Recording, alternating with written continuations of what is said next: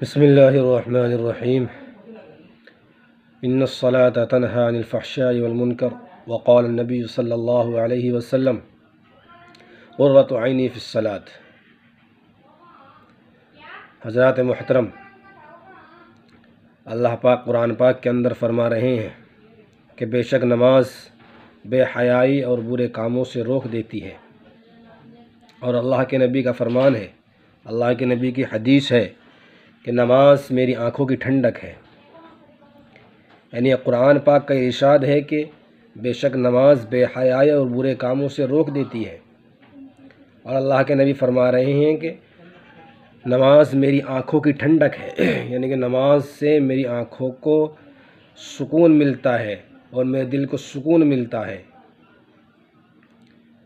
لیکن اس کے باوجود بھی اتنا صاف صاف قرآن پاک فرما رہا ہے اور اتنا صاف صاف اللہ کا نبی ہمارے پیغمبر فرما رہے ہیں، لیکن اس کے باوجود بھی آج مسلمان اگر سب سے زیادہ کسی چیز میں غفلت کر رہا ہے، مسلمان اگر سب سے زیادہ کسی چیز میں پیچھے ہے، مسلمان اگر سب سے زیادہ کسی چیز میں سستی کرتا ہے تو وہ چیز نماز ہے۔ میرے بھائیوں، آج مسلمان صرف نام کا مسلمان رہ گیا ہے۔ مسلمان نے اپنی نشانی کو ختم کر دیا، مسلمان اپنی پہچان کو بھول چکا ہے، مسلمان اللہ کے نبی کے بتائے ہوئے راستے کو بھول چکا ہے، مسلمان قرآن پاک جو کہہ رہا ہے اس کو بھول چکا ہے۔ آج ہم نے نمازوں کو ختم کر دیا، قرآن پاک کو آج ہم نے ایک طرف رکھ دیا، اللہ کے نبی کے راستے کو، اللہ کے نبی کی سنتوں کو، اور اللہ کے نبی جو ہمارے اوپر دین چھوڑ کر گئے اس کو ہم نے بالکل ترک کر دیا۔ یہی وجہ ہے کہ آج مسلمان چاروں طرف ذلیل و خوار ہو رہا ہے، تمام طرف سے، ہر طرف سے۔ کیا ساری پریشانیاں مسلمان پر ہی کیوں ہیں؟ ہمیں اس چیز کو غور سے دیکھنا ہے اور یہ سمجھنا ہے کہ ہمارے اوپر یہ حالات کیوں ہیں، کس وجہ سے ہیں۔ میرے بھائیوں، غور کرنے کی بات ہے کہ اگر جو ہم پر حالات ہیں اس کی صرف اور صرف وجہ یہ ہے کہ مسلمان صرف نام کا مسلمان ہے، اس کے کام مسلمانوں والے نہیں رہے۔ نماز کو لے لیجیے، صاف صاف فرمایا گیا کہ مرنے کے بعد سب سے پہلے جس چیز کا سوال ہوگا وہ نماز ہے۔ جس کی نماز صحیح اس کے تمام اعمال صحیح، اور جس کی نماز وہاں مکمل نہیں نکلی، جس کی نماز صحیح نہیں نکلی، جس نے نمازوں کی پابندیاں نہیں کی، اس کے تمام اعمال خراب ہو جائیں۔ اور یہ تاریخ گواہ ہے میرے بھائیوں، یہ تاریخ گواہ ہے کہ کوئی بھی آدمی کتنا ہی بڑا ولی ہو، کتنا ہی بڑا قطب ہو، کتنا ہی بڑا پیغمبر ہو، کتنا بڑا رسول ہو، اگر اس نے نماز نہیں پڑھی تو وہ رسول نہیں، وہ پیغمبر نہیں، وہ قطب نہیں، وہ تابعین نہیں۔ یعنی کہ نماز کو ہر آدمی پڑھتا ہے اور پڑھنا پڑے گا، تبھی وہ ولی کہلائے گا، تبھی وہ مولوی کہلائے گا، تبھی وہ رسول کہلائے گا، تبھی وہ نبی کہلائے گا۔ اگر وہ نماز نہیں پڑھتا تو وہ کسی بھی عہدے کے لائق نہیں ہے۔ لیکن آج کتنی سستی نماز میں ہے۔ اکثر لوگ نماز صرف جمعہ سے جمعہ پڑھتے ہیں، یعنی کہ صرف جمعے ہی کو نماز پڑھتے ہیں، جمعے کی نماز پڑھی اور وہ بھی صرف 2 رکعت فرض۔ سلام پھرنے کے بعد مسجد سے ایسے نکلتے ہیں جیسے ان کو کسی چیز نے پکڑ کر رکھا ہو۔ صرف 2 فرض ہفتے میں پڑھتے ہیں۔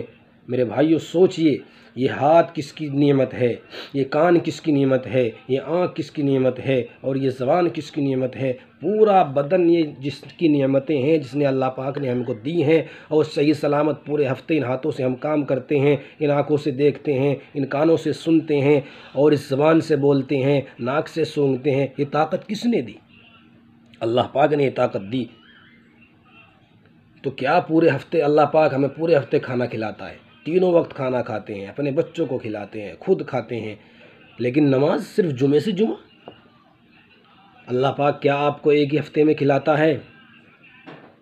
میرے بھائیوں، پورے ہفتے ہم اللہ کی نعمتوں کا استعمال کرتے ہیں، لیکن صرف نماز جمعے سے جمعہ، اور وہ بھی 2 فرض، کیا منہ دکھائیں گے آخرت میں اللہ کے نبی صلی اللہ علیہ وسلم کو؟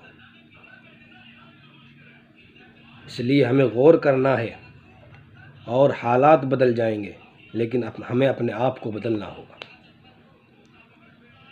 صرف اور صرف نماز پڑھنے کی پابندی کرو، اور نماز اخلاص و للہیت کے ساتھ پڑھو، اللہ کے ڈر سے پڑھو، اللہ کی رضا کے لیے پڑھو، اللہ کی خوشنودی کے لیے پڑھو۔ کسی اور کے ڈر سے، کسی امیر صاحب یا کسی ابا کے ڈر سے، بڑے بھائی کے ڈر سے نماز نہیں پڑھنی ہے، صرف اللہ کے ڈر سے پڑھنی ہے، اور اللہ کی رضا کے لیے اخلاص و للہیت والی نماز پڑھنی ہے۔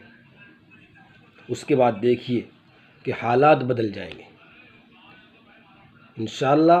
یہ تمام جو پریشانیاں ہیں سب ختم ہو جائیں گی، پریشانیوں کے بادل چھٹ جائیں گے، اور انشاءاللہ نور علی نور، نور کی بارشیں ہوں گی، اور پھر سے مسلمانوں کا غلبہ ہوگا۔ لیکن آپ کریں تو صحیح، یہ دنیا کے پیچھے بھاگ رہا ہے مسلمان۔ آج مسلمان دنیا کے پیچھے ہے، دین کو اس نے بالکل ختم کر دیا ہے میرے بھائیوں، اسی لیے پریشانیاں ہیں۔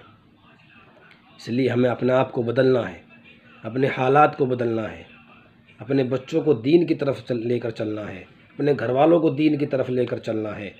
یہ دنیا کی چند دن کی زندگی کچھ بھی نہیں ہے، وہ آخرت کی زندگی، لامحال زندگی، جو کبھی ختم نہیں ہوگی، جس کا کبھی اختتام نہیں ہوگا، جس کا کبھی اینڈ نہیں ہوگا، اس زندگی کی اور اس کی ہمیں تیاری کرنی ہے، اور اس کی تیاری یہاں رہ کر کرنی ہے۔